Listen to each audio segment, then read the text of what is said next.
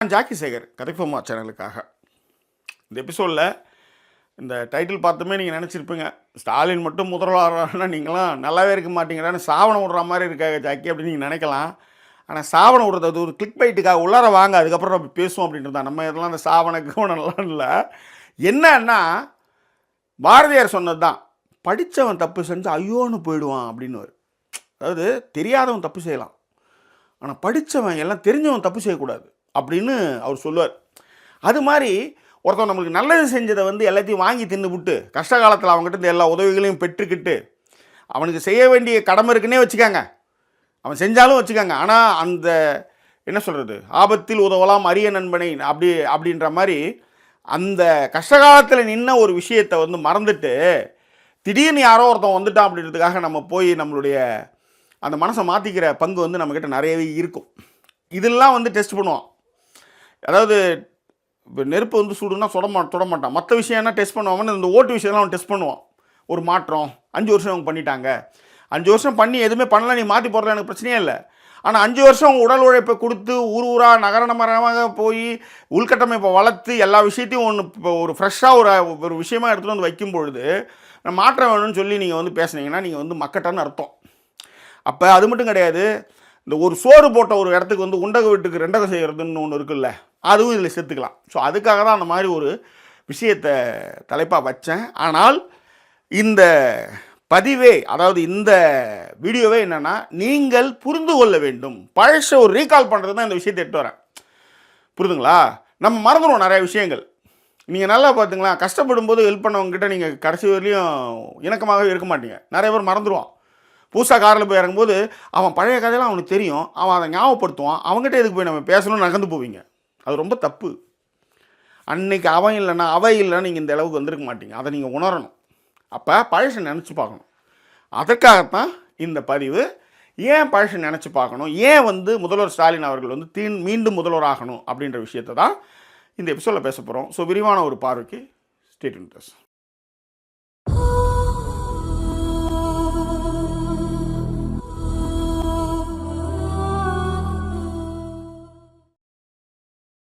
2021 ஸ்டாலின் அவர்கள் தமிழ்நாட்டின் முதலமைச்சர் ஆகிறார். அதாவது ஜாதகத்தில் கட்டத்தில் அவர் முதலமைச்சராவதற்கு வாய்ப்பே இல்லைன்னு சொன்ன இடத்துல முத்துவேல் கருணாநிதி ஸ்டாலினும் நான் அப்படி நிமிர்ந்து பார்த்துக்கு போது தமிழ்நாடே தலை நிமிர்ந்ததுன்னு சொல்லுவேன். அது ஏன் நிமிர்ந்துச்சு, எப்படி நிமிர்ந்துச்சு அப்படின்றதும், பழனிசாமி அவர்கள் எப்படியெல்லாம் மாநில உரிமைகளை ஒன்றிய அரசுக்கு விட்டு கொடுத்தார், அதை எப்படி முத்துவேல் கருணாநிதி ஸ்டாலின் அவர்கள் மீட்டெடுத்தார், மக்களுக்கு உள்ளார ஆட்சி பொறுப்புக்கு வந்தமே அவர் என்னெல்லாம் நல்லது செய்தார் அப்படின்றது தான் பேச போகிறோம். ஓகே, உங்களுக்கு நல்லா தெரியும், கொரோனா பெரும் பிரச்சனையாக இருக்கிறது, நிறைய உயிர்கள் பலியாகி கொண்டிருக்கின்றன. தனியார் மருத்துவமனைகள் இஷ்டத்துக்கு மருந்து விலை ஏற்றுறாங்க, ஊசி கிடைக்க மாட்டுது. அப்படின்னும் போது இங்கே இருக்கிற ஆக்சிஜனை விஜயபாஸ்கர்லாம் ஷிஃப்ட் பண்ணி ஹைதராபாத்துக்கு போகும்போது ஒரு ஆக்சிஜன் சிலிண்டர் கூட போகக்கூடாது இனிமேல்னு எல்லாத்துக்கும் தடை போட்டார். ஒன்று.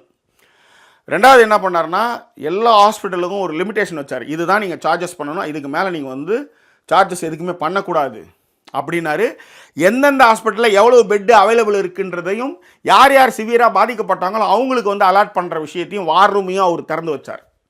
அது மட்டும் கிடையாது, நேரடி கண்காணிப்பில் முதலமைச்சர் மு க ஸ்டாலின் அவர்கள் எந்த முதல்வருமே செய்ய துணியாத ஒரு விஷயமாக அந்த கிட்டெல்லாம் போட்டுக்கிட்டு கொரோனா வார்டில் போய் கொரோனாவால் பாதிக்கப்பட்ட நோயாளிகளுக்கு ஆறுதல் கூறினார். இதற்காக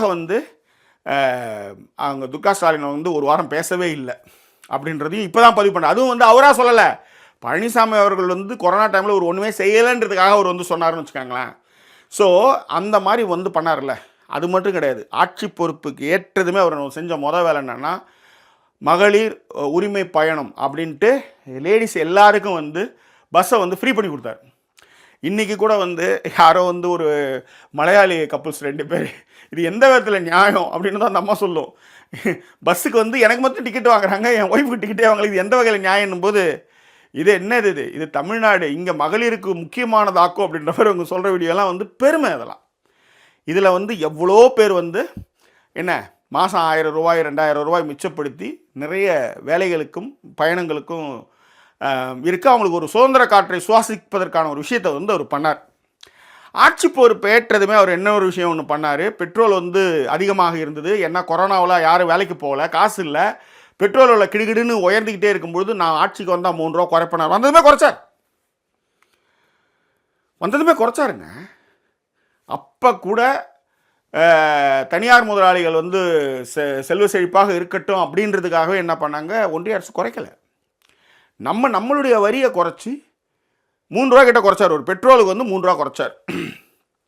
அதே நேரத்தில் ஆட்சிக்கு வந்ததுமே ஆவின் பாலை வந்து 3 ரூபாய்க்கு வந்து குறைக்கிறேன்னாரு. அதே மாதிரி அவர் குறைச்சார். எல்லாத்த விட ரொம்ப முக்கியமான விஷயம் இருக்குது. கொரோனாவுக்கு நிவாரணத் தொகையாக 4000 ரூபாய் கொடுத்தார். முதலாக அந்த அமௌண்ட் வந்து பெரிய விஷயம். அந்த நேரத்தில் ரொம்ப கஷ்டப்பட்டுட்டு இருந்தாங்க, காசு கிடையாது, வேலைக்கு போகல, எல்லாம் வீட்டிலே இருந்தாங்க. ஒரு வீட்டில் வந்து 5 பேர் தான் இன்னும் யோசிச்சு பாருங்கள், 8 பேர் தான் இன்னும் யோசிச்சு பாருங்கள். அந்த மாதிரி நேரத்தில் ஆட்சி பொறுப்புக்கு வந்ததுமே 4000 ரூபாய் நிவாரணத் தொகையை வழங்கினார். நண்பர்களே, நான் திரும்பவும் சொல்கிறேன், ஒருத்தவன் செய்கிற விஷயத்தை வந்து வாங்கி சாப்பிட்டு நன்றி மறந்தால் அதை விட ஒரு பெரிய துரோகம் வேறு எதுவுமே கிடையாது. இதையே முதல்வர்கள் நிறைய பேர் இருக்காங்க. ஆனால் கலைஞர் ஸ்டாலின் செய்தது போல் எந்த முதல்வருமே செய்யலைன்றதான் நான் இங்கே அடித்து சொல்கிறேன்றேன். எல்லாருமே செஞ்சாங்க, எல்லாருமே வந்து மிரட்டலின் காரணமாக செஞ்சாங்க, எதிர்க்கட்சிகளுடைய மிரட்டல் காரணமாக செஞ்சாங்க. ஒன்றிய அரசு செய்யவில்லை. இப்போ கூட கேரளாவில் வந்து ஒரு மிகப்பெரிய நிலச்சரிவு, அதில் வீடெல்லாம் அடிச்சுன்னு போயிடுச்சு. அவங்க என்ன சொல்கிறாங்க, கடனை கட்ட முடியாது, அதை தள்ளுபடி பண்ணுங்கன்னா நிதியமைச்சர் நிர்மலா சீதாராமன் அதாவது இயற்கை பேரிடரில் வந்து இந்த கடனெல்லாம் தள்ளுபடி பண்ணலான்ற ஒரு ஷரத்தையே நீக்கிட்டு பில் பாஸ் பண்ணுறாங்க. அதனால தான் அந்த பில்லாம் பாஸ் பண்ணுறதுக்காக இந்த டீலிமிட்டேஷனே எடுத்து வந்தாங்கன்னு வச்சுக்காங்களேன். ஸோ அந்த மாதிரி அவங்க அந்த மாதிரிலாம் பண்ணிகிட்டு இருக்கும்பொழுது அதை எதிர்த்து கேள்வி கேட்டு அந்த விஷயங்களை வந்து மக்களுக்கான விஷயமாக மாற்றினது வந்து முக ஸ்டாலின் அவர்கள் தான். அடுத்து சொல்கிறேன், கொரோனாவில் 4000 கொடுத்தார். கொரோனாவில் இறந்து போகிறாங்க இல்லையா, அப்போ அந்த இறந்து போனவர்களுக்கு குழந்தைங்க இருக்கும்ல, அவங்களுடைய பராமரிப்பு செலவுக்கு என்ன உறவினர்களுக்கு மாதம் 3000 வழங்கினார். அதாவது 2 பேரும் இறந்துட்டாங்க, குழந்தை அனாதை. அப்போ அந்த குழந்தைய வந்து உறவினர்கள் வந்து ஒரு எக்ஸ்ட்ரா லக்கேஜ் மாதிரி யோசிச்சிடக்கூடாதுன்றதுக்காக அந்த குழந்தையினுடைய வளர்ப்புக்கு 3000 ரூபாய் வழங்குறார். எவ்வளோ பெரிய விஷயம் பாருங்கள்.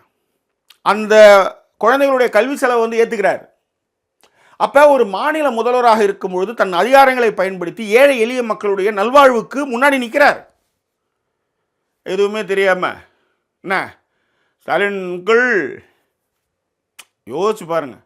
அப்போ யாரோ சொன்னாங்க, ஜெயலலிதா ஆண்டி நீ சொல்லிட்டு இருப்பியா அப்படின்ட்டு. அதாவது யோசிச்சு பார்த்தீங்கன்னா, ஒருத்தவங்க பேசுகிறாங்க, ஒருத்தவங்க அமைதியாக இருக்காங்க அப்படின்றதுக்காகவே நம்ம எல்லாம் பேசிட முடியுமா? அதுதான் ஒரு பதவிக்குன்னு ஒரு மரியாதை இருக்குல்ல. நீங்கள் உதயநிதியோட நண்பராக இருந்தவரை பார்க்கும்போது, இல்லை அங்கிள் நான் நேற்று போயிட்டு வந்தேன், பேசுங்க, தாராளமாக பேசுங்க. நீங்கள் ஒரு கட்சியினுடைய தலைவர், நீங்கள் இன்னொரு கட்சி தலைவரை வந்து நீங்கள் எப்படி அழைப்பீங்க? சரிடா சுண்டக்கா பையன் பேசிட்டா நீங்கள் என்ன பண்ணுவீங்க? பேச மாட்டார். சொல்கிறேன், ஓகேவா? அதே நேரத்தில் எடப்பாடி கவர்மெண்ட் வந்து 0.7 அளவுக்கு வந்து பொருளாதாரத்தை வந்து கீழே இறக்கி வச்சுருந்தாங்க. 0.7 தான். ஆனால் 11.19 விழுக்காடாக வந்து ஆட்சி பொறுப்பேற்றிருந்த 5 வருஷத்தில் ஏற்றுறதுன்றது எவ்வளோ பெரிய விஷயம் தெரியுங்களா? இதே 11% தான் கலைஞர் அவர்கள் விட்டு போனாங்க. அதன் பிறகு 10 வருஷம் ஆட்சி செஞ்சு காலி பண்ணி வச்சுதுங்க இதுங்க. இதுதான் நடந்த நிதர்சனமான உண்மை, அதுதான். ஓகேவா? அது மட்டும் கிடையாது, எல்லாத்தை விட மிக முக்கியமான விஷயம் ஒன்று இருக்குது. நான் முதல்வன் திட்டத்தின் மூலமாக 87 மாணவர்களை IAS IPS மாற்றினாங்க. வேறு எந்த கவர்மெண்ட் இந்த ஒரு விஷயம் சொல்லுங்கள். 12th ஃபெயில்னு ஒரு படம், இந்த படம் நீங்கள் பார்க்கும்பொழுது ஒருத்தவன் வந்து IAS ஆகிறது எவ்வளோ கஷ்டம்னு நீங்கள் அந்த படம் பார்க்கும்போது உங்களுக்கு புரியும். அது எத்தனை எக்ஸாம் இருக்குது, எவ்வளோ கண்ணு முழிச்சு படிக்கணும், அதெல்லாம் முடித்து அது வெளியே வர்றதுக்கு எவ்வளோ பெரிய விஷயம், எவ்வளோ பெரிய மன உளைச்சல். இந்த மன உளைச்சல்கள் எல்லாம் இல்லாத அளவிற்கு மாணவர்களுடைய கல்வி உதவித்தொகையை கொடுக்கறதுலேருந்து படிக்கிறதுக்கான விஷயங்கள், கோச்சிங் கிளாஸ்லேருந்து எல்லா விஷயத்தையும் அரேஞ்ச் பண்ணி 87 மாணவர்களை வந்து இந்த IAS IPS மாற்றுறதுன்றது சாதாரண விஷயமாங்க. படிக்காதவன் வந்து பேசலாம், மாற்றம் வேணும், மட்டை வேணும் அப்படின்ட்டு. ஆனால் இந்த விஷயங்கள்லாம் செஞ்சு அனுபவிக்கிறவங்க இருக்கீங்களா, நீங்கள் எல்லாம் போய் பரப்பணுன்றேன். உங்களுக்கு என்னென்னா, ஒரு கட்டத்தில் உங்களுக்கு ஒரு சில விஷயங்கள் கிடைக்கும்போது அதெல்லாம் கடமை லிஸ்ட்டில் நீங்கள் சேர்ப்பீங்க. அவராக செஞ்சார், அவர் வந்து மக்களுடைய வரி பணத்தை எங்களுக்கு கொடுத்தாரு, அவ்வளோதானே அப்படின்னு இதிலேயே நிறைய பேர் பேசலாம். செய்யாதீங்க, நாசமாக போயிடுவீங்க. ஏன் சொல்கிறேன் அப்படின்னா, தாராளமாக அவருடைய காசை கொடுக்கல, ஆனால் அதை செய்வதற்கும் அதுக்கு ஒரு திட்டத்தை தீட்டி அதற்கு ஒரு ஐஏஎஸ் ஆஃபீஸரை போட்டு உங்களை வழிநடத்தி உங்களை இந்த இடத்த எட்டு வரதுருக்குல்ல, அதுக்குத்தான் அவர் வேணும்னு சொல்கிறது. ஓகேவா? ஸோ அடுத்ததாக 1,31,00,000 பெண்களுக்கு வந்து மகளிர் உரிமை தொகையை வந்து மாதம் 1000 ரூபா கொடுக்குறேன்ட்டார். இப்போ ஆட்சிக்கு வந்தால் 2000 ரூபா கொடுக்குறேன்றார். மாதம் 2000 ரூபா கொடுக்குறேன். அதாவது இதில் ஒரு நுட்பமான ஒரு விஷயம் ஒன்று இருக்குங்க. நான் வந்து 1 ரூபா கொடுக்குறேன், நீ 5 பைசா கொடுக்குற. இந்த 5 பைசா கொடுத்ததை வச்சு என் மக்களுக்கு பெரிய நலத்திட்டங்கள் என்னால் செய்ய முடியாது. ஆனால் இந்த மாதிரி ஒரு விஷயத்தை நேரடியாகவே என் மக்களுக்கு கொடுத்து நான் அந்த பணத்தை இங்கேயே சுழற்சி பண்ண வைப்பேன்றது தான் அதில் இருக்கிற பொருளாதார விஷயமே. இன்றைக்கி 8,000 ரூபா கூப்பன் கொடுக்குறது கூட அதனுடைய நீட்சி தான். 8,000 கொடுத்தா மின்னணு பொருட்கள்லாம் என்ன போய் ஒரிசாவிலையும் பாம்பேல போய் வாங்க போகிறான். எப்படியாவது தமிழ்நாட்டுக்கு ஒரு எலக்ட்ரானிக் ஸ்டோர்ஸ் தான் போக போகிறான், அவனுக்கு தேவையானதை வாங்க போகிறான். அந்த பணம் இங்கேயும் சுழற்சியில் இருக்க போகுது. இதுதான் இருக்கிற பேசிக். இதை வந்து முன்னேறிய நாடுகள் நிறையா செஞ்சுருக்கு. ஹாங்காங், ஜப்பான்லாம் அது மாதிரி நிறையா பண்ணியிருக்கு. இப்போ கூட யாரோ சீனாவில் வந்து ஒரு ஒரு கவுன்சிலில் இந்த மாதிரி வந்து ஏதாவது எக்ஸ்ட்ரா அமௌண்ட் வந்துன்னா அதை வந்து அங்கே இருக்கிற எல்லாருக்குமே பிரித்து கொடுக்குறாங்க. ஒரு கம்பெனி இப்போ வந்து திடீர்னு வைர வியாபாரி வந்து கார் பரிசு கொடுக்குறாரு இல்லையா, அந்த மாதிரி அந்தந்த கவுன்சிலில் வர்ற வருமானங்களில் உபரி வருமானங்களை வந்து இந்த மாதிரி மக்களுக்கு பிரித்து கொடுக்குற விஷயங்கள் நடக்குது. நம்ம முதல்வர் அது மாதிரி ஒரு விஷயத்தை வந்து இங்கே பண்ணிகிட்ருக்காருன்னு வச்சுக்காங்களேன். அதே மாதிரி கிண்டியில் மிகப்பெரிய அளவில் கலைஞர் நூற்றாண்டு உயர் சிறப்பு மருத்துவமனையை பண்ணார். அது வந்து என்னென்னா பக்கத்து மாநிலங்கள்லேருந்துலாம் அங்கே வந்து உடம்பை பார்த்துக்கிறதுக்கு வராங்க எல்லாருமே. அந்த அளவுக்கு ஒரு பிரம்மாண்டமான மிக பிரம்மாண்டமான ஒரு மருத்துவமனை வந்து அவர் கட்டி வச்சுருக்கார். அது மட்டும் இல்லை, நம்மளுடைய தொன்மை கீழடியில் வந்து நம்ம வந்து 4000 வருஷத்துக்கு முன்னாடி 5000 வருஷத்துக்கு முன்னாடியே நம்மளுடைய வந்து இரும்பு பயன்பாடெல்லாம் வந்து கிடைக்கிறத வந்து ஒன்றிய அரசு வந்து அதை ஏற்றுக்கவே மாட்டுது. ஆனாலும் நம்மளுடைய மாணவர்களுக்கு நம்மளுடைய வரலாறு தெரியணுன்றதுக்காக அதை வந்து காட்சிப்படுத்தி அதற்காக ஒரு செலவு பண்ணி கீழடி அருங்காட்சியகத்தை வந்து உருவாக்கி வச்சுருந்தார். அது மட்டும் இல்லை, மதுரையில் வந்து கலைஞர் நூற்றாண்டு நூலகத்தையும் கட்டி வச்சுருந்தார். அதுலேயும் நான் போய் பார்த்துலாம் வந்தேன். ஆக்சுவலாக கீழடி போயிட்டு வந்தேன். இதெல்லாம் வந்து அந்த பிரம்மாண்டமான அந்த நூலகத்தில் நீங்கள் பார்த்தீங்கன்னா மிரண்டு போயிடுவீங்க மதுரையில். அது மட்டும் கிடையாது, சென்னையில் வந்து எப்படி கிளாம்பாக்கம் பஸ் ஸ்டாண்டு, அதே மாதிரி திருச்சியிலையும் அதே மாதிரி பிரம்மாண்டமான பஸ் ஸ்டாண்டை திறந்து வச்சா. இப்போ கூட ரீசெண்டாக வந்து ஒரு வடநாட்டு யூடியூபர் வந்து என்னங்க இது பஸ் ஸ்டாண்டு இப்படி வருது ஜொலி ஜொலிக்குது அப்படின்ற மாதிரி அவர் வந்து பேசுனதையும் நம்ம பார்த்தோம். அந்த 2 பஸ் ஸ்டாண்டையும் அவர் தான் வந்து கட்டி முடித்து திறந்து வைத்தார். அது மட்டும் கிடையாது, மெட்ரோ பயன்பாடு சென்னையில் வந்து மெட்ரோ பயன்பாடுகளுக்கு வந்து எக்ஸ்டென்ஷன் பண்ணி இன்றைக்கி இப்போ முக்கால்வாசி மோரோவர் வந்து டபுள் டெக்கராக வந்து மெட்ரோ போகிறது வந்து உலகத்திலே இங்கே தான் நினைக்கிறேன். போரூர் டு ஆலந்தூர் டபுள் டெக்கரில் வந்து போகிற மாதிரி, அதே நேரத்தில் வந்து பில்லரே இல்லாமல் ரவுண்டு பாலம், இந்த மாதிரி நிறைய விஷயங்களை வந்து அவர் வந்து பண்ணிக்கிட்டே இருக்கிறாரு. அது மட்டும் கிடையாது, 32 அரசு கல்லூரிகள் அதை திறந்து வச்சு மேல் படிப்பு, அதாவது 12th நிற்காமல் அதுக்கு அடுத்த விஷயத்துக்கு போகணுன்றதுக்காக 32 அரசு கல்லூரிகளை திறந்து வைத்து உயர்கல்விக்கு வந்து வழிவகுத்தார். காமராஜர் வந்து ரயில்வே கேட்டுக்கிட்ட வண்டி நின்று இருந்தது, இறங்கினார். ஆடு மேய்க்கிற பையன் வந்து ஏன்டா ஸ்கூலுக்கு போகலன்னு கேட்கும்போது சோறு யார் போடுவா, நான் வேலைக்கு போனால் எங்கள் அப்பா தாளுக்கு யார் வந்து கஞ்சி ஊற்றுறது, எனக்கு சோறு வேணும் அப்படின்னும் போது சோறு போட்டால் நீ போவேன், சோறு போடுங்க நான் போகிறேன் அப்படின்னு சொன்னதாகவும், அதன் பிறகு அவர் வந்து மதிய உணவு திட்டத்தை காமராஜர் அவர்களை அறிமுகப்படுத்தியதாகவும் சொல்லுவாங்க. ஆனால் அதற்கு முன்பாகவே நீதி கட்சி அதை செஞ்சதுன்னு வச்சுக்காங்களேன். பட் இருந்தாலும் காமராஜர் அவர்கள் வந்து பட்டி தொட்டி எங்கும் அதை வந்து விரிவுபடுத்தினார். அதனுடைய நீட்சியாக கலைஞர் வந்து முட்டை கொடுத்தாரு, சத்துள்ள உணவுகள் வேணும் அப்படின்ட்டு. காலை உணவு திட்டத்தை இன்றைக்கி வந்து முதல்வர் மு க ஸ்டாலின் அவர்கள் வந்து அறிமுகப்படுத்தி, இந்த திட்டத்தை எவன் வந்தாலும் அதை மாற்றவே முடியாது. அன்னைய வரையும் நான் அந்த மு க ஸ்டாலின் ஆட்சி செய்வேன்ட்டு அண்ணா சொன்னது மாதிரி அவரும் சொன்னது வந்து நம்ம எல்லோரும் பார்த்தோம். குஜராத் தான் வந்து ஜவுளி எக்ஸ்போர்ட்டுக்கு வந்து பெஸ்ட்டு, அதையே பின்னாடி தள்ளி நம்ம தமிழ்நாட்டை வந்து முதன்மை மாநிலமாக மாற்றினாங்க. அது மட்டும் இல்லை, தூத்துக்குடி, சென்னை உள்ளிட்ட இடங்களில் உள்ள பன்னாட்டு கார் தொழிற்சாலைகளை தொடங்கி பல்லாயிரக்கணக்கான பட்டதாரி இளைஞர்கள் வேலைவாய்ப்பை உருவாக்கி கொடுத்தாங்க. அது மட்டும் கிடையாது, தொழில் வளர்ச்சிக்கு வந்து தனித்தனியாக வந்து நிறைய கான்ஃபரன்ஸ்லாம் பண்ணி முதலீட்டாளர்களை ஈர்த்து அதெல்லாம் பண்ணாங்கன்னு வச்சுக்காங்க. ஏழை ஆட்சியாளர்கள் கூட இது மாதிரி பண்ணாங்க. மாநாடை மயிலாடை இந்த மாதிரி டான்ஸ்லாம் ஆடிட்டு இருந்தாங்க. எவ்வளோ வந்ததுன்னு யாருக்குமே தெரியாது. ஆனால் கண்ணுக்கு தெரிந்து இத்தனை பேரும் இன்றைக்கி வந்து வேலைக்கு போயிட்டுருக்காங்க. அது மட்டும் கிடையாது, பேசும் படம் காலம், சத்யா, இந்த படத்தெல்லாம் பார்த்தீங்கன்னா எல்லாம் வேலையில்லா திண்டாட்டம் நிறையவே இருக்கும். பேசும் படத்துலேயே வந்து அவர் வந்து ஃபைல் வச்சுக்கிட்டு தேடிக்கிட்டே போவார். அன்றைக்கி வேலையில்லா நோ வேக்கன்சின்னு எல்லாத்தையும் போட்டுருக்கு. நீங்கள் அப்படி ஏதாவது ஒரு இடத்துல நீங்கள் பார்த்துருக்கீங்களா? இது எல்லாம் இந்த திராவிட ஆட்சியின் காரணத்தினால் நடந்தது. ஆனால் இந்த நோ வேகன்சிலாம் இல்லாதனால தான் பீகார் ஹரியானாவிலேருந்துலாம் இங்கே வேலைக்கு வந்துட்டுருக்காங்க. அங்கே வேலை இல்லை. ஸோ அந்த தான் இங்கே வந்து நம்ம முக்கியமாக பார்க்கணும்.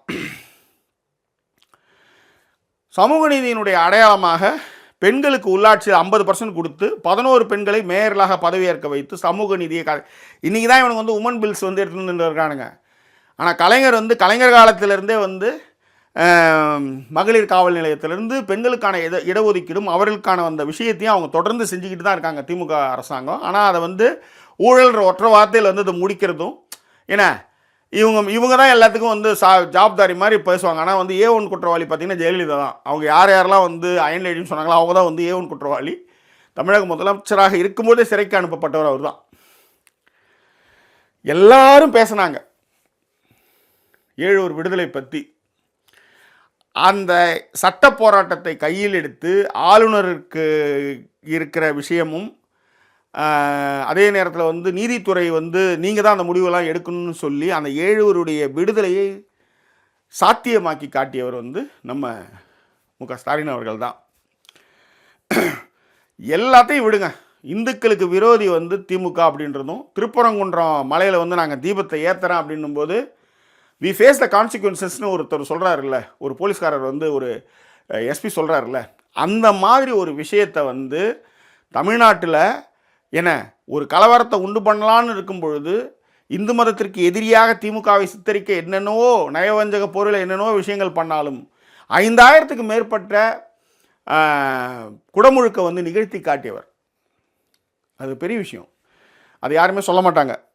ஏன்னா இந்துக்களுக்கு எதிரி திமுக அப்படின்றத அவங்க வந்து அந்த அஜெண்டாவை ஃபாலோ பண்ணி அதை அப்படியே கண்ணன் வச்சுக்கிட்டே இருப்பாங்கன்னு வச்சுக்கோங்க. ஆனால் இந்த வேலையெல்லாம் அவர் தான் செஞ்சார். அது மட்டும் கிடையாது, 2700 ஏக்கருக்கு மேலே வந்து கோயில் நிலங்களை எவனும் அனுபவிச்சுட்டு எல்லாத்தையும் பிடிக்கிட்டாங்க. அதனால தான் காண்டாகுது.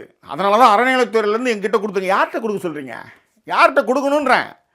2700 கோடியை வந்து 2700 ஏக்கர், அந்த மாதிரி ஏக்கர்லாம், அதுவும் ஏன் மயிலாப்பூர் கபாலீஸ்வரர் கோயில் சொத்துக்களே வந்து திமுக கவர்மெண்ட் வந்து தான் பறிமுதலே செஞ்சுது. அதில் 10 ஆண்டுகளுக்கு மேலெலாம் வந்து பார் வச்சு நடத்தவங்களாம் வந்து பெரிய கதையாக இருக்குதுன்னு வச்சுக்கோங்க. அதெல்லாம் நம்ம இங்கே பேச வேண்டியதில்லை. ஆனால் கோயில் சொத்துக்களை வந்து பறிமுதல் செய்து கோயில் சொத்துக்களுக்கு வந்து மீட்டெடுத்தது வந்து இதே திமுக அரசாங்கம் தான். அதை விட முஸ்லீம்களுக்கு அவங்க வந்து ஹஜ் பயணத்துக்கு போகிறதுக்கு இஸ்லாமிய பயணிகள் தங்கி போகிறதுக்கு ஒரு விஷயத்தை வந்து ஒரு கட்டடத்தை கட்டி கொடுத்தாரு. அது மட்டும் கிடையாது, மெரினா பீச்சில் சீரணி அரங்கத்தை இடித்து போட்டாங்க. அங்கே வந்து படுத்துக்கிட்டு இருக்கிற எண்ணற்றவர்களுக்கு வந்து குடிசையே இருக்காது. அப்போ மழை பெஞ்சதுன்னா அவங்க வந்து மழையில் நனையணும் போது மாநில கல்லூரி எதிர்க்க வந்து ஒரு பெரிய ஷெல்டரை வந்து அமைச்சு கொடுத்துருக்காங்க. இதெல்லாம் வந்து முன்னேறி நாடுகளில் செய்கிற இடங்கள்லாம் வந்து ஒரு மாநில அரசாங்கம் இதெல்லாம் செஞ்சிட்ருக்கு. அது மட்டும் கிடையாது, ஆளுநர்களுடைய கொட்டத்தை அடக்கினது மட்டும் கிடையாது. இன்றைக்கி மம்தா பானர்ஜி வந்து அங்கே வந்து ஆளுநர்கள் வந்து என்னென்ன வேலைலாம் பண்ணிகிட்ருக்காங்கன்ட்டு அவங்க கூக்குரல் எழுப்புறாங்க. அது மட்டும் கிடையாது, ஆளுநர்களுடைய அதிகார வரம்பை நிர்ணயித்து நீதித்துறை மூலமாகவே குட்டு வைத்தவர் மு.க. ஸ்டாலின் அவர்கள். ஒரு தபால்காரனுக்கு இவ்வளோ தான் அவன் மரியாதை. அதுவே வந்து எக்ஸ்ட்ரா லக்கேஜாக நாங்கள் உன்னை வச்சு உனக்கு வந்து காசு கொடுத்து உனக்கு வந்து சவர்ஷனெலாம் பண்ணிகிட்ருக்கோம். ஆனால் நீ வந்து மக்களுடைய ஆட்சியில் நாங்கள் அமுல்படுத்தப்பட்ட சட்ட வரைவுகளை வந்து பாராளுமன்றத்துக்கு அனுப்பாமல் நீங்கள் எடுத்து வந்து கிடப்பில் போகிறதுக்கு உங்களுக்கு யார் அந்த ரைட்ஸை கொடுத்தான்றது வந்து நீதித்துறை மூலமாகவே குட்டு வைத்தவர் மு.க. ஸ்டாலின் அவர்கள். அடிபட்டு குத்துயிரும் கொலையுயிருமாக கடந்தால் யாரும் முன்னாலாம் வந்து தொடவிட மாட்டாங்க. கேஸ் ஆகிடும், சாட்சி சொல்ல அலைஞ்சிட்டு இருக்கணுன்றதை மாற்றி நம்மை காக்கும் 48 திட்டத்தின் மூலமாக அவசர சிகிச்சை நீங்கள் எந்த ஹாஸ்பிட்டலில் போய் சேர்த்தாலும் அந்த முதற்கட்ட செலவு இருக்குல்ல, அதை அரசாங்கமே ஏற்கும் அப்படின்றது மட்டும் இல்லை, இது தமிழர்களுக்காக மட்டும் அவர் சொல்லலை. தமிழ்நாட்டில் விபத்தில் சிக்கன எந்த மாநிலமாக இருந்தாலும் எந்த மனிதனாக இருந்தாலும் அந்த 48 வந்து அங்கே அந்த நம்மை காக்கும் 48 திட்டம் அங்கே அவங்களுக்கு செயல்படும். எவ்வளோ பெரிய விஷயம். ஆனால் நம்ம முதல்வர் தான் இவனுங்க என்ன சொல்கிறானுங்கன்னா, பிரிவினவாதம் பேசுகிறோன்னு நேற்று பிறந்தப்ப எல்லாம் வந்து பாராளுமன்றத்தில் பேசிகிட்டு இருக்காங்கன்னு வச்சுக்கோங்களேன். இது வந்து இதனால தான் வந்து 12,000 30,000 சொல்கிறவங்களாம் கூட மு.க. ஸ்டாலின் அவர்கள் வந்து வேறு லெவலில் இருக்கார், எங்கள் ஊரில் இந்த மாதிரி பஸ் வசதியே கிடையாது, எங்கள் பிள்ளைங்களாம் இங்கே வந்து நல்லா படிக்குது அப்படின்னு மனமோந்து பாராட்டுறதுக்கு காரணம் இதுதான். நம்ம எப்பயுமே வேற்றுமையில் ஒற்றுமை தான், வந்தார வாழ வைக்கும் தமிழகம் தான். அப்படி இருக்கும்பொழுது நாம் வந்து இந்த நலம் காக்கும் 48 மூலமாக வந்து நம்ம பண்ணுற விஷயம் இருக்குல்ல, அதெல்லாம் வந்து பெரிய விஷயம். இது வந்து காலத்துக்கும் நிற்கும்னு வச்சுக்காங்களேன். ஒரு காலகட்டத்தில் வந்து கவர்மெண்ட் ஸ்கூலுனாலே அது வந்து ரொம்ப பெரிய அளவில் அது வந்து கொண்டாடப்பட்டதாகவே இல்லை. ஆனால் ஸ்டாலின் அவர்கள் ஆட்சி பொறுப்புக்கு வந்த பிறகு அன்பில் மகேஷ் வந்து கல்வி அமைச்சராக ஆன பிறகு வந்து பார்த்திங்கன்னா மாணவருடைய சேர்க்கை அதிகமாக இருக்கிறது. அது மட்டுமல்ல தமிழ் புதல்வன், புதுமை பெண், இந்த மாதிரி வந்து இந்த திட்டங்கள் மூலமாக மாணவர்களுக்கு மாதம் 1000 ரூபா கொடுக்குறாரு. மடிக்கணினி எல்லாருக்கும் கொடுத்தாங்க, இது லேப்டாப் எல்லாருக்கும் கொடுத்தாங்க. அது மட்டும் கிடையாது, உயர்கல்வி படிப்பதற்கான எண்ணிக்கை அதிகமாக இருக்கிறது. 10வது 12வது முடித்தவங்களாம் இன்றைக்கி வந்து உயர்கல்விக்கு வந்து கல்வி உதவியின் காரணமாக அந்த மாதம் 1000 ரூபா கொடுக்குறாங்கன்னும் போது அதுங்க செலவு அதுங்க பார்த்துட்டு காலேஜ் போய்ட்டு வருதுங்க படிச்சுட்டு. எவ்வளோ பெரிய விஷயம் யோசிச்சு பாருங்கள். ஒரு நாளைக்கு 100 ரூபா, ஒரு நாளைக்கு 100 ரூபா வருமா, 80 வருமா, எவ்வளோ வரும்? 30 ரூபா வரும்னு நினைக்கிறேன். ஒரு நாளைக்கு வந்து செலவுக்கு 30 ரூபா. ஒரு நாளைக்கு ஒரு காலேஜ் போகிற பையன் வந்து ஒரு செலவு 30 ரூபா கொடுக்குறாங்க. இந்த ஒரு ஐஸ்கிரீம் சாப்பிட்லாம், ஒரு பிரெட் ஆம்லேட் சாப்பிட்லான்னு வச்சுக்கோங்களேன். மதியானம் பசிச்சுன்னா ஒரு பிரெட் ஆம்லேட் சாப்பிட்லாம் ஃப்ரெண்டோட போய். அந்த மாதிரி ஒரு விஷயத்தெல்லாம் அவங்க வந்து பண்ணி கல்வியினுடைய முன்னேற்றத்திற்கு மறைமுகமான ஒரு விஷயத்தை அவங்க பண்ணிட்டு தான் இருக்கிறாங்க. எல்லாத்த விட வந்து மக்களை தேடி மருத்துவம், வயசானவங்களையும் மாற்றுத்திறனாளிகளையும் அவங்க வீட்டுக்கே போய் வைத்தியம் பார்க்குற விஷயம் வந்து எனக்கு தெரிஞ்சு எந்த ஃபாரின் கண்ட்ரிஸ்லையும் கிடையாது. நான் இருக்கிற யூகேயில் கூட வந்து பார்த்திங்கன்னா குடு கிழவங்களாக இருப்பாங்க. அவங்க வந்து ஹாஸ்பிட்டலில் வந்து லைனில் நின்று மருந்து வாங்கிட்டு போவாங்க. ரொம்ப முடியலனா தான் வந்து வீட்டுக்கு ஆம்புலன்ஸே வரும்னு வச்சுக்காங்களேன். அப்போ வந்து நர்ஸை போட்டு பார்ப்பாங்க.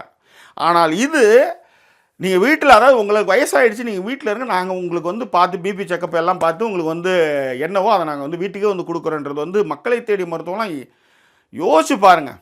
கலைஞர் அவர்கள் வந்து விவேகானந்தர் இல்லத்துக்கு பக்கத்தில் ஒரு செக்மேட்டாக வந்து வள்ளுவர் சிலை வச்சார். அப்படியா அப்படின்ட்டு டப்புன்னு என்ன பண்ணிட்டு வள்ளுவர் சிலைக்கும் விவேகானந்தர் இல்லத்துக்குமே ஒரு கண்ணாடி பாலத்தை வந்து ஸ்டாலின் அமைச்சு கொடுத்தாருன்னு வச்சுக்காங்களேன். இந்த மாதிரி சித்து விளையாட்டுலாம் நம்ம தலைவர் வந்து சூப்பராக பண்ணுவார். எல்லாத்த விட முக்கியமான விஷயம், இந்தியாவில் எந்த மாநிலமும் செய்யாத ஒரு விஷயத்தை தமிழக முதலமைச்சர் ஸ்டாலின் அவர்கள் வந்து சூப்பராக செஞ்சாங்க. 34,000 கோடி செலவில் 34,000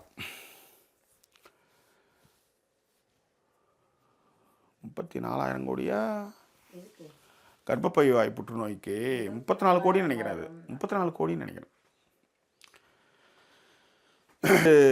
மகளிர் குழந்தைகள், அதாவது 15 வயதுக்கு உட்பட்ட குழந்தைகளுக்கு வந்து கர்ப்பவாய் புற்றுநோய்க்கு வந்து அந்த ஊசியை வந்து அவர் வந்து இலவசமாக கொடுத்தார். ஸோ இந்த ஸ்கீம்லாம் வந்து வேறு எந்த அரசாங்கமும் அதை செஞ்சதே இல்லை. கலைஞர் அவர்கள் தான் வந்து தாய் சேய் நல விடுதின்னு சொல்லி ஒரு கிராமத்துலேயும் தாய் சேய் நல விடுதியை வச்சு இறப்பு விகிதத்தை குறைச்சார். அந்த லெவலில் வந்து பார்த்திங்கன்னா இந்த கர்ப்பவாய் புற்றுநோய்க்கு வந்து ஊசியை வந்து போட்டு ஒரு முன்னெடுப்பு நடவடிக்கை பண்ணுறதெல்லாம் வந்து யாராவது யோசிச்சு இது விஜய் செய்வார் நீங்கள் நினைக்கிறீங்களா? பழனிசாமி செய்வார் நீங்கள் நினைக்கிறீங்களா? இதுதான் என்னுடைய கேள்வி. இதை பற்றிலாம் அவங்களுக்கு பேசினா அவங்களுக்கு புரிஞ்சு கொள்ள முடியுமா? அதை செய்ய முடியுமா? இதுதான் என்னுடைய கேள்வி. எல்லாத்த விட திருப்பரங்குன்றத்தில் ஒரு மிகப்பெரிய கலவரம் நடக்கிறதுக்கு எல்லா விஷயங்களும் பண்ண நீதித்துறையில் இருக்கிற விஷயத்தையே வந்து மக்களுக்கு வெளிப்படுத்தி நீங்கள் என்ன வேணாலும் பண்ணுங்கள், நாங்கள் வந்து எதிர்த்து நிற்போம், அமைதி பூமியான தமிழகத்தில் கலவரம் விதைப்பை வந்து நாங்கள் அனுமதிக்க மாட்டோன்னு நின்று அந்த கம்பீரம் இருக்குல்ல. டீலிமிட்டேஷன் எடுத்துகிட்டு வந்தால் 50-60 திமுகவை பார்ப்போம், நானே ரோட்டில் இறங்கி போராடும், ஆட்சி அதிகாரம் ஒரு பெரிய விஷயமே கிடையாது, சுயாட்சியும் சுயமரியாதையும் ரொம்ப முக்கியம்னு சொன்னதெல்லாம் இருக்குல்ல, அதெல்லாம் ஸ்டாலின் அவர்களால் மட்டும்தான் முடியும். அது மட்டுமல்ல, இந்த 5 ஆண்டுகளில் பயன்பெற்றவர்கள், முக்கியமாக இன்றைக்கி சென்னையில் மழை வெள்ளம்லாம் நின்னதே இல்லை, அந்த அளவுக்கு வந்து கால்வாய்களை அகழ்வுப்படுத்தி எல்லா விஷயத்தையும் அழகாக பண்ணி எவ்வளோ மழை பெஞ்சாலும் வந்து பெருசாக வெள்ளக்காடாகாத அளவுக்கு காத்து நின்றவர் ஸ்டாலின் அவர்கள் தான். அவருக்கு துணை நின்றவர் நம்ம உதயநிதி ஸ்டாலின் அவர்கள். அது மட்டும் கிடையாது, அவர் விளையாட்டுத்துறை அமைச்சராக இருக்கும்பொழுது எவ்வளோ பிள்ளைங்க நிறைய இடத்துல கப் அடிச்சுட்டு வருதுங்க. இத்தனைக்கும் வந்து அந்த வித்தை காட்டுறவங்க அந்த மாதிரி பிள்ளைகளை அவங்களுடைய திறமைகள்லாம் ஊக்குவிச்சு அவங்களுக்கு ஒரு ஷெல்டரை உருவாக்கி அவங்களுக்கான எதிர்காலத்தை உருவாக்குறது எவ்வளோ பெரிய விஷயங்க. எவ்வளோ பேர் வந்து இந்த சிச்சுவேஷனில் இருந்தால் நான் இன்றைக்கி இவ்வளோ பெரிய விஷயமா இருக்குது அப்படின்னு பேசுகிறது இதெல்லாம் பார்க்கும்போது நெகிழ்ச்சியாக இல்லை. இந்த மகளிர் விடுதி அது வந்து யாருமே யோசிக்காது. ஒரு கவர்மெண்ட் ஹாஸ்டல் எல்லா ஊர்லேயுமே, எந்த இடம்லாம் வந்து ஐடி அலுவலகங்கள் எங்கெங்கெல்லாம் வந்து மக்கள் வந்து தங்கிறதுக்கு கஷ்டப்படுறாங்களோ, வெளி மாநிலத்திலேருந்து வெளி மாவட்டங்கள்லேருந்து இங்கே வரும்போது அவங்க கஷ்டப்படக்கூடாதுன்றதுக்காக மகளிர் விடுதிகளை வந்து பண்ணி கொடுத்தது. அது மட்டும் இல்லை, இப்போ ஆட்சிக்கு வந்து அவர் என்ன செய்ய போகிறோன்னு சொல்கிறாருன்னா, குழந்தைகள் காப்பகங்கள், அதாவது வேலைக்கு போகிற தாய்மார்கள் வேலைக்கு போகிறாங்க, ஐடிக்கு போகிறாங்க, அதை சுற்றி வந்து ஒரு குழந்தைகள் காப்பகத்தை நான் உருவாக்குவேன். இப்போ சிறுசேரியில் வந்து ஐடி செக்டார் இருக்குது, அங்கே ஒரு குழந்தைகள் காப்பகத்தை, ஒரு அரசு குழந்தைகள் காப்பகத்தை உருவாக்கினா நீங்கள் குழந்தைங்களை அங்கே விட்டு வேலைக்கு போய்ட்டு திரும்ப வந்து நீங்கள் குழந்தைக்கு கூட்டு வரலாம். இந்த மாதிரி ஒரு விஷயத்தை செய்ய போகிறேன்னு சொல்கிறாருங்க. இந்த மாதிரியான கொள்கைகள் திட்டங்கள் ஏதாவது ஒன்று விஜய் எட்டு வர சொல்லுங்கள், ஆதரிப்போம். நம்மளுக்கு என்ன பிரச்சனை? முதல்வர் படிப்பகம், இந்த முதல்வர் படிப்பகத்தில் ஃப்ரீ வைஃபையில் ஒரு 5 ரூபீஸ் கொடுத்துட்டு நீங்கள் உங்கள் ஆஃபீஸ் ஒர்க்கை நீங்கள் பார்க்கலாம். நீங்கள் உங்களுடைய எக்ஸாம் ப்ரிப்பரேஷன் பண்ணுறதுலேருந்து, வேலையை பண்ணுறதுலேருந்து, படிக்கிறதுலேருந்து, எல்லா விஷயத்துக்கும் ஒரு ஷெல்டர் ஒன்று கொடுத்து ஒரு சமூக, அதாவது மேலை நாடுகள் வந்து கம்யூனிட்டி கிச்சன் ஒன்று வந்து அறிமுகப்படுத்துவாங்க. அது என்னென்னா, ஒரு பெரிய அப்பார்ட்மெண்ட்டில் ஒரு இடத்துல கிச்சன் இருக்கும், அந்த இடத்துலேருந்து சாப்பாடு எல்லாருக்கும் போகும்.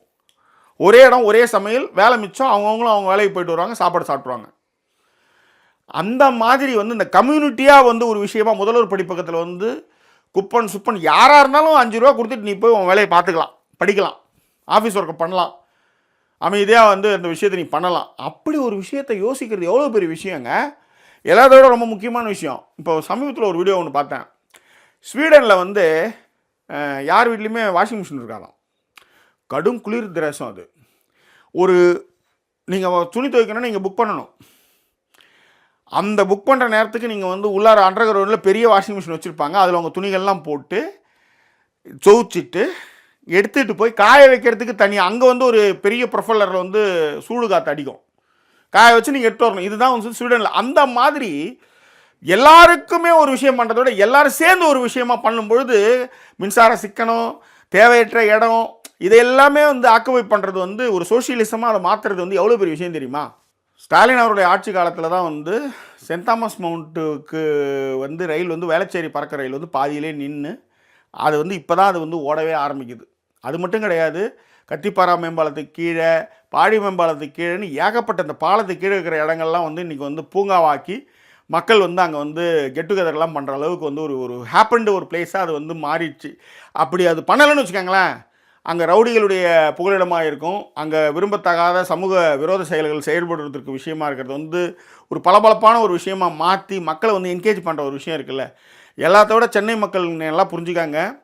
பள்ளிக்கரணையில் வந்து பாலம் கட்டினதுலேருந்து பள்ளிக்கரணை ஏரியை வந்து தூர்வாரி அந்த குப்பை கிடங்கை சீர்படுத்தி அதை சரிப்படுத்தி அந்த சதுப்பு நில காட்டை மீட்டெடுத்து, அது மட்டும் இல்லாமல் மிகப்பெரிய அளவில் வந்து மெட்ரோ திட்டத்தை வந்து செயல்படுத்தி, மிக முக்கியமாக அடையாறு மேம்பாலம் யோசிச்சு பாருங்கள்.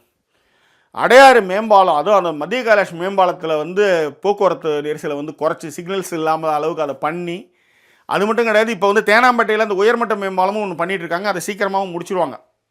அந்த மாதிரியான உள்கட்டமைப்புலாம் ஒருத்தவங்க வந்து பண்ணிகிட்டு இருக்கும்பொழுது அவங்க ஆட்சிக்கு வர்றதை விட எப்போ பார்த்தாலும் ஓய்வு எடுத்துக்கிட்டே இருக்குது, அதுவும் தேர்தல் நேரத்தில் கூட ஓய்வு எடுக்கும் பொழுது அவர் எப்படி வந்து ஒரு சிறந்த தலைவராக இருப்பார் அப்படின்றதும் மாற்றம் வந்து அவர்கிட்ட நீங்கள் போய் எப்படி எதிர்பார்க்குறீங்க அப்படின்றதும், இவ்வளோ விஷயங்கள் செய்த முக ஸ்டாலின் முக்கியமா அப்படின்றதும். அது மட்டும் கிடையாது, ஒருத்தவங்க ஒன்று செஞ்சு அந்த விஷயத்தை நம்ம வந்து பெற்று அந்த நன்றி விசுவாசம் மறந்தோன்னு வச்சுக்காங்களேன், நம்ம நல்லா இருக்க மாட்டோம். அது மட்டும்தான் நான் சொல்லுவேன். எல்லாத்த விட ஸ்டாலின் அவர்கள் யாருன்னு எல்லாருக்குமே தெரியும். அவர் இவ்வளவு திட்டங்களையும் இவ்வளவு செயல்பாட்டுகளையும் செஞ்சு இனிவரும் காலங்களில் இந்த மாதிரியான திட்டங்கள்லாம் செய்ய போகிறன்ற ஒரு அறிக்கையும் கொடுத்து மக்கள்கிட்ட சந்திக்கிற இடங்கள்லாம் உதயசூரியனை மறந்துடாதீங்கன்னு ஓட்டு போடுங்கன்னு சின்ன பிள்ளை மாதிரி வந்து எல்லாத்தையும் கேட்டுட்ருக்கார். ஆனால் இதுவரை சர்ச்சு பக்கமே எட்டி பார்க்காத விஜய் அவர்கள் வந்து முட்டி போட்டுக்கிட்டு தாலிவரம் வாங்கி வந்தேன் தாரம்மான்ற மாதிரி முட்டி போட்டு நடக்கிற விஷயங்களை நம்ம பார்க்குறோம். யாருக்கு உங்கள் ஓட்டுன்றதை நீங்கள் தான் முடிவு பண்ணணும். நான் ஏற்கனவே சொன்ன மாதிரி ஒரு பஸ்ஸில் ஓட்டுநர் ரொம்ப முக்கியம். தமிழ்நாடு ஒரு பஸ், அதனுடைய மிகச்சிறந்த ஓட்டுநராக ஸ்டாலின் அவர்கள் திகழ்கிறார். ஓட்டுநர் அனுபவமே இல்லாமல், ஒரு எம்எல்ஏவாக கூட இல்லாமல், ஒரு டிக்கெட்டை கூட கீழ்ச்சி கொடுக்கவே தெரியாத அனுபவமே இல்லாத விஜய் அவர்கள் வந்து நானும் வந்து ஓட்டுநர் இருக்கையில் உட்காந்து நானும் வண்டியை ஓட்டுவேன் அப்படின்னு சொல்லும்போது நீங்கள் அந்த வண்டியில் உட்காந்து போவீங்களா அப்படின்றதான் என்னுடைய கேள்வி. அதுதான் இங்கே நான் உங்களுடைய விட்டுடுறேன். இது குறித்தான உங்கள் கருத்துக்கள் எதுவாக இருந்தாலும் அதை பின்னோட்டங்களை தெரியப்படுத்துங்க. உங்கள் வாக்கு என்பது பொன்னான வாக்கு. அதை யோசித்து யார் யாரெல்லாம் நம்மளுக்காக நின்னாங்க, நம்மளுக்காக என்னெல்லாம் செஞ்சாங்க. மிக முக்கியமாக சென்னை நகரை சுற்றியுள்ள நிறைய ஏரிகளை சீரமைத்து அழகாக்கி எல்லாம் இன்றைக்கி வாக்கிங்லாம் போயிட்டு இருக்கும்பொழுது அவங்களுக்கே வந்து ஒரு மிகப்பெரிய சந்தோஷத்தை கொடுக்குது. இதெல்லாம் வந்து எந்த மாதிரி கேவலமாக இருந்தது, இதெல்லாம் எந்த அளவுக்கு மாற்றிருக்காங்க அப்படின்றது கண்ணெதுக்கு நீங்கள் அதெல்லாம் பார்த்துட்டு என்ன செய்யாத ஒருத்தவனுக்கு செஞ்சு இதுவரை எந்த ஒரு அனுபவமே இல்லாத ஒரு ஆளுக்கு எடுத்து கொடுத்தீங்கன்னா உங்களை மாதிரி ஒரு என்ன சொல்கிறது, எனக்கு சொல்கிறதுக்கு தெரில. த சாய்ஸ் இஸ் யுவர்ஸ் அப்படின்னு தான் நான் சொல்லுவேன். ஏன்னா இதை செய்கிறதுக்கு ஆளே இல்லாமல் இருந்தப்போ இவ்வளோலாம் செய்யும் பொழுது அந்த மனிதனை வந்து கொண்டாடணும் அப்படின்றதான் என்னுடைய ஆசை எல்லாம். ஸோ இது குறித்தான உங்கள் கருத்துக்களை பிரிவுகளை ஏற்படுத்துங்க. இன்னும் வேறு ஒரு எபிசோட் உங்களை நான் சந்திக்கிறேன். அதுவரை நன்றி கூறி விடைபெறுவது உங்கள் ஜாக்கி சேகர். நன்றி, வணக்கம்.